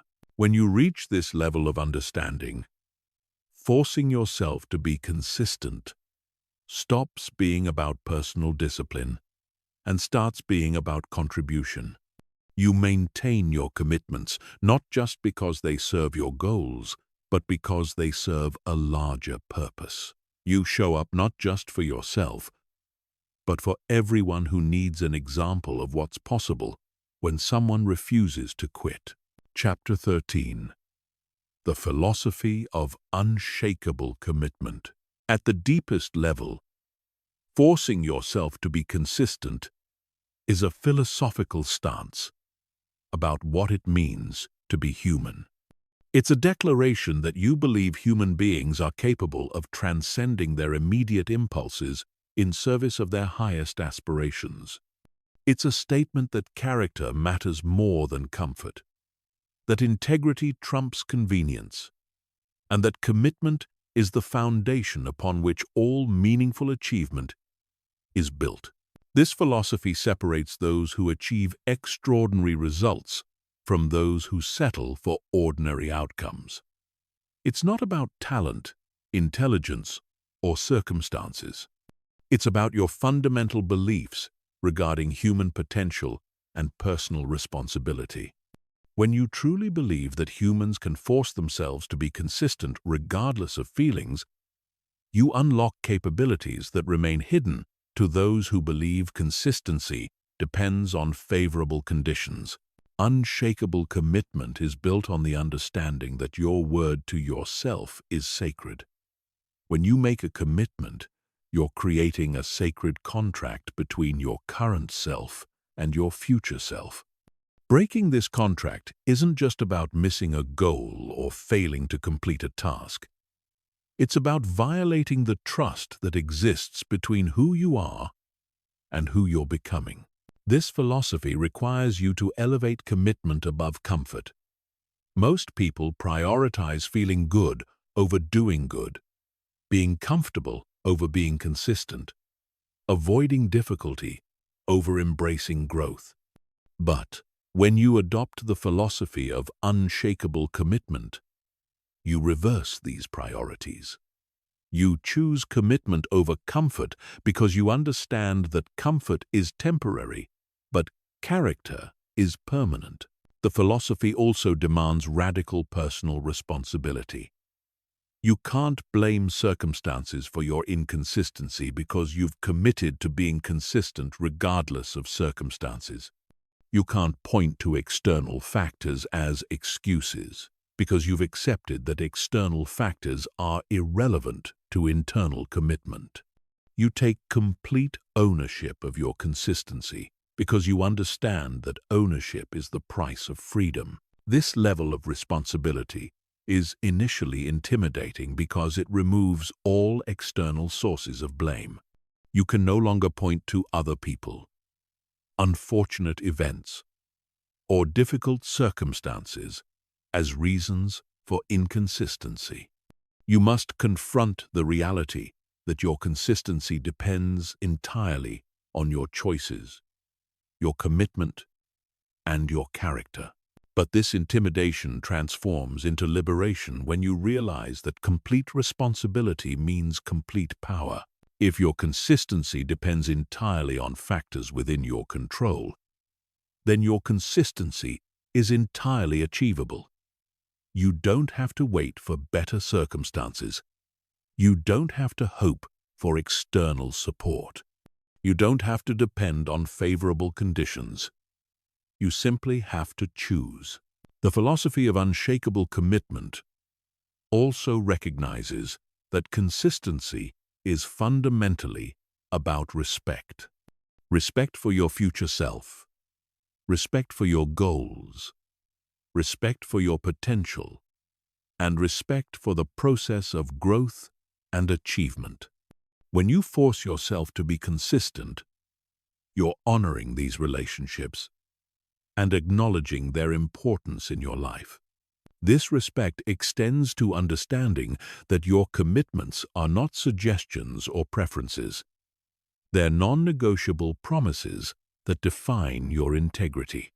When you say you'll do something, you'll do it, regardless of how you feel when the time comes to act.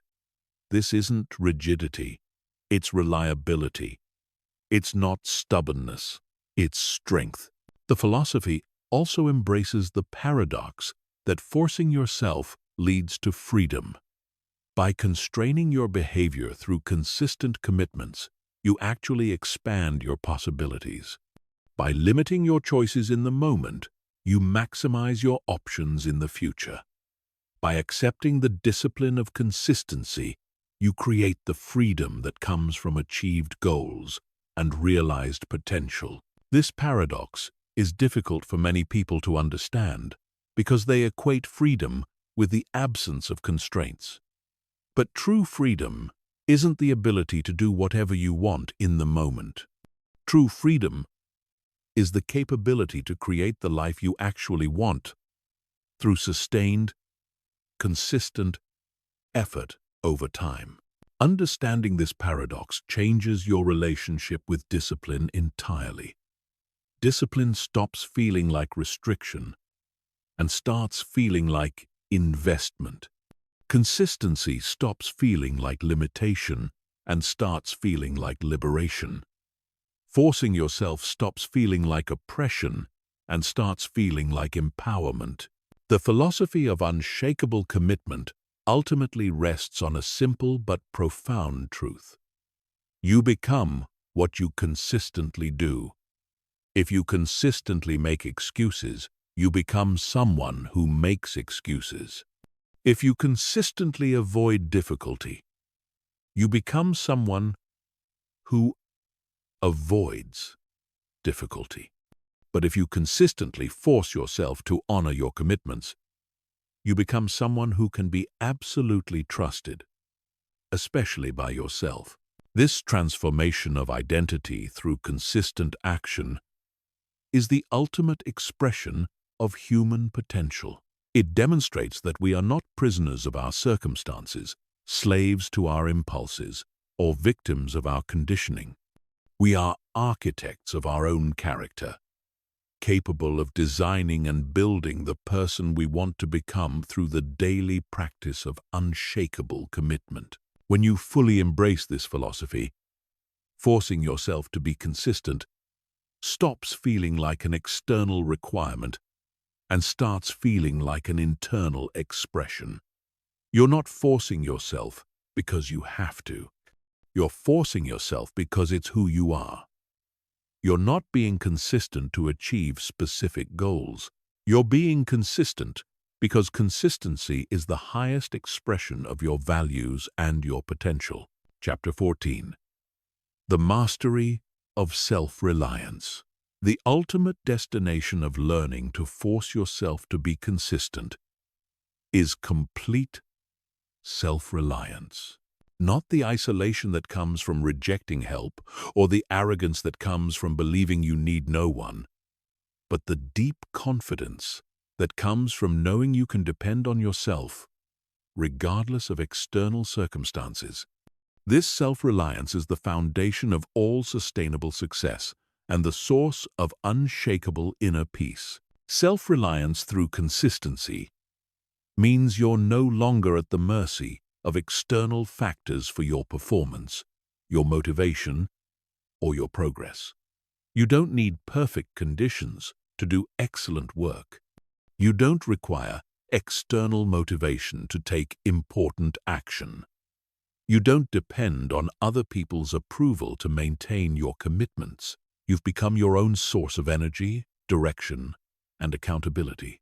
This transformation happens gradually as you repeatedly prove to yourself that you can force yourself to be consistent even when it's difficult.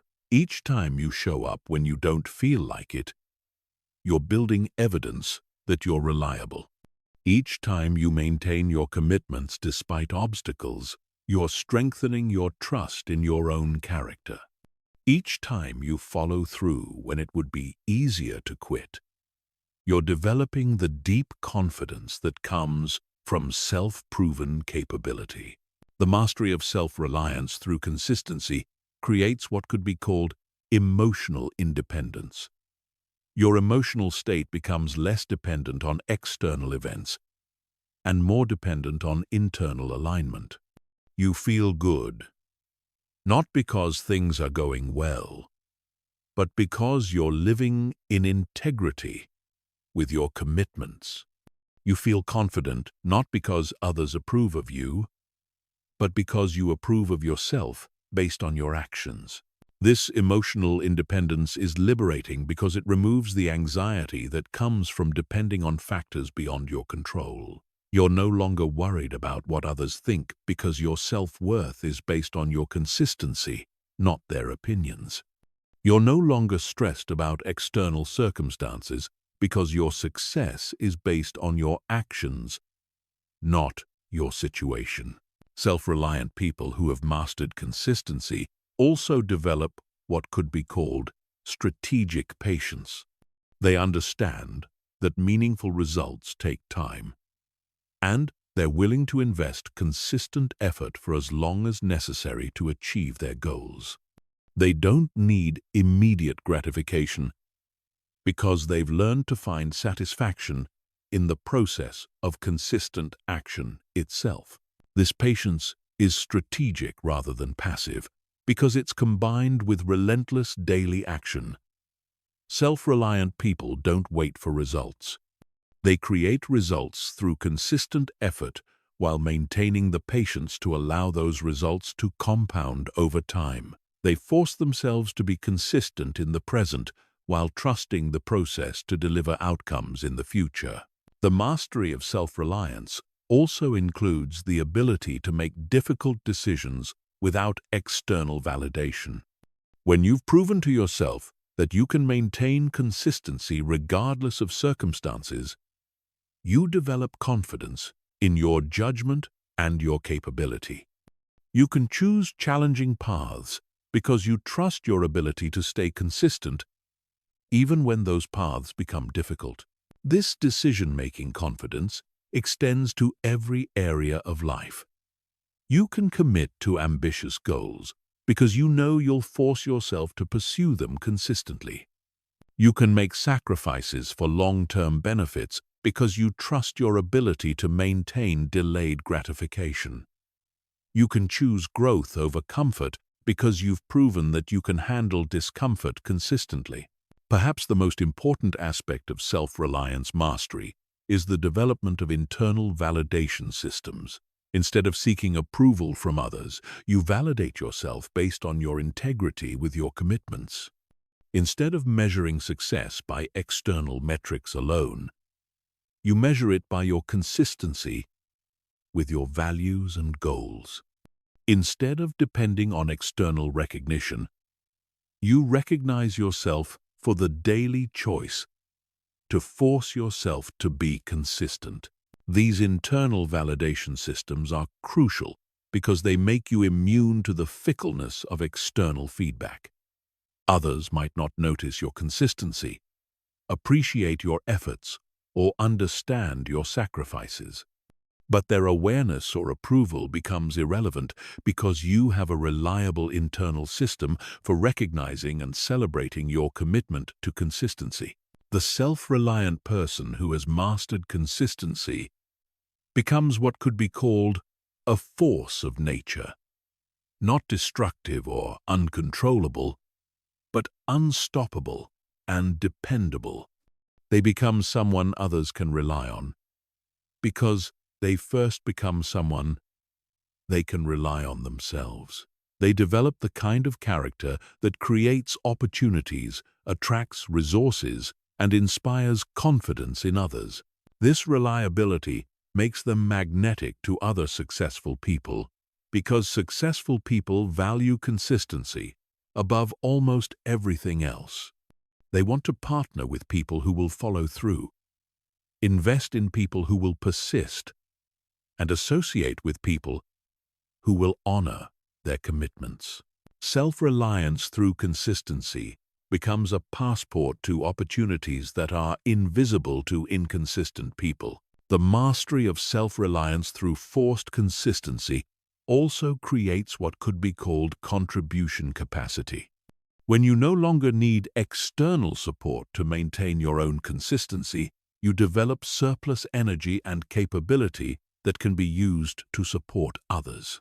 You become someone who can be depended upon not just for your own success, but for contributing to the success of others. This contribution capacity is the ultimate expression of self-reliance because it demonstrates that you've moved beyond mere self-sufficiency into genuine self-mastery. You're not just capable of taking care of yourself, you're capable of taking care of others. You're not just consistent for your own benefit, you're consistent in service of larger purposes and greater goods. When you reach this level of self-reliance through consistency, you've achieved something remarkable. You've become someone who can be absolutely trusted to do what they say they'll do. Someone who can be completely relied upon to show up regardless of circumstances, and someone who can be entirely counted on to persist until their commitments are fulfilled. This is the mastery of self-reliance, and it's the ultimate reward for learning to force yourself to be consistent. Chapter 15. The Legacy of Consistency. The final chapter of forcing yourself to be consistent isn't about you at all. It's about what you leave behind. It's about the impact of your transformation on the generations that follow. It's about understanding that your daily choice to be consistent creates ripples that extend far beyond your individual life and into the future of everyone whose life you touch. Legacy is not something that happens after you're gone. Legacy is something you build every single day through your choices, your actions, and your character. Every time you force yourself to be consistent when it would be easier to quit, you're not just changing your life. You're creating an example that others can follow, a standard that others can aspire to, and a proof that transformation is possible for anyone willing to commit to the process. The legacy of consistency begins with the people closest to you. Your family members observe your transformation and begin to believe that they too can change. Your children see your commitment and learn that promises matter, that goals are achievable, and that character is built through daily choices. Your friends witness your discipline and start to question their own excuses and limitations. This modeling effect extends through generations because character traits are often inherited not genetically, but culturally. Children who grow up watching consistent parents are more likely to become consistent adults. Students who learn from consistent teachers are more likely to develop consistent habits. Employees who work for consistent leaders are more likely to demonstrate consistent performance. Your legacy of consistency also influences your professional sphere. Colleagues who work with you learn what reliability looks like. Clients who depend on you discover what trustworthiness means. Partners who collaborate with you experience what genuine commitment feels like. You become a standard of excellence that raises the expectations and performance of everyone in your professional network. But the most profound aspect of the legacy you create through consistency is how it changes the narrative about what's possible. In a world where most people struggle with follow-through, where excuses are common and commitment is rare, your example becomes proof that human beings can transcend their limitations through sustained effort. You become living evidence that transformation is achievable, not just theoretically, but practically. This narrative change is crucial because it gives others permission to attempt their own transformations. When people see someone they know personally force themselves to be consistent and achieve remarkable results, it becomes real to them in a way that distant examples or theoretical possibilities never could. You make the extraordinary feel achievable because you've achieved it yourself. The legacy of consistency also includes the systems, processes, and wisdom you develop during your transformation journey. The methods you create for forcing yourself to be consistent become tools that others can adapt and use. The insights you gain about human psychology, habit formation, and character development become knowledge that can be shared and applied by others facing similar challenges. Perhaps most importantly, your legacy includes the expansion of what people believe is possible for themselves. When you demonstrate that someone can force themselves to be consistent, despite difficulties, despite setbacks, despite all the normal human tendencies toward comfort and convenience, you expand the horizon of possibility for everyone who witnesses your journey. This expansion is not just inspirational, it's educational. People learn from your example that consistency is a choice, not a talent. They discover that discipline can be developed, not just inherited. They understand that character can be built, not just hoped for. These lessons become part of their knowledge base and inform their own attempts at transformation. The legacy of consistency is also built through the specific achievements that your consistency makes possible. The business you build through consistent effort creates jobs for others. The health you maintain through consistent habits extends your ability to serve others.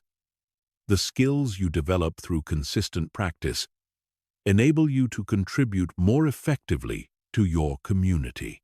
These achievements are important not just for their immediate impact, but for their demonstration effect.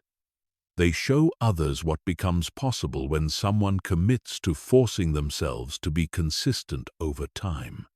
They provide concrete evidence that the temporary discomfort of consistency pays dividends that extend far beyond personal benefit. Your legacy also includes the culture of consistency you create wherever you have influence. Organizations where you work become more reliable. Teams you join become more committed.